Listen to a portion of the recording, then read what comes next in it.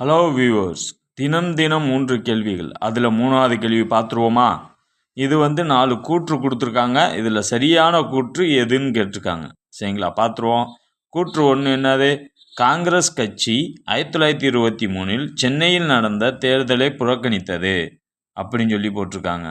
அதே மாதிரி சுயராஜ்ய கட்சி 11 இடங்களில் வெற்றி பெற்றது அப்படின்னு சொல்லி போட்டிருக்காங்க. சென்னையில் நீதி கட்சி அமைச்சரவை அமைத்தது. அப்புறம் என்ன கூற்று? காமராஜர் சென்னையில் ஒத்துழையாமை இயக்கத்தை வழிநடத்தினார் அப்படின்னு சொல்லி போட்டிருக்கு. சரிங்களா, இதில் எது எது சரி பார்த்துருவோமா? கரெக்டான ஆன்சர் பி. கரெக்டான ஆன்சர் சி. 1,3 சரியானது. ஏன்னா காங்கிரஸ் கட்சி 1923 சென்னையில் நடந்த தேர்தலை புறக்கணித்தது உண்மைதான். அதனால் 1 சரி. 2வது ஏன் தப்புன்னு கேட்டால் சுயராஜ்ய கட்சி 11 இடங்களில் வெற்றி பெற்றதுன்னு சொல்லியிருக்காங்க.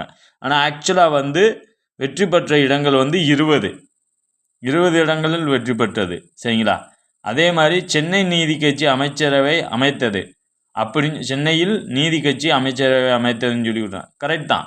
ஏன்னா 1920 டு 20 முதல் அந்த அமைச்சரவை இருந்துச்சு.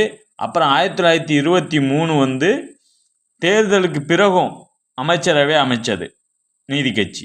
சரிங்களா, அது ரைட்டு. அப்புறம் என்ன கொடுத்துருக்காங்க? சென்னையில் காமராஜர் சென்னையில் ஒத்துழையாமை இயக்கத்தை வழி நடத்தினான்னு சொல்லி கொடுத்துருக்காங்க. காமராஜர் வழி நடத்தலை. யார் வழி நடத்தினார்னா ராஜகோபாலாச்சாரியாரும் மற்றும் பெரியார் 2 பேரும் வழி நடத்தினாங்க. சரிங்களா, அப்போனா 4வது கூற்றும் தவறு. அப்போனா கரெக்ட் ஆன்சர் என்னது? 1,3 சரியானது.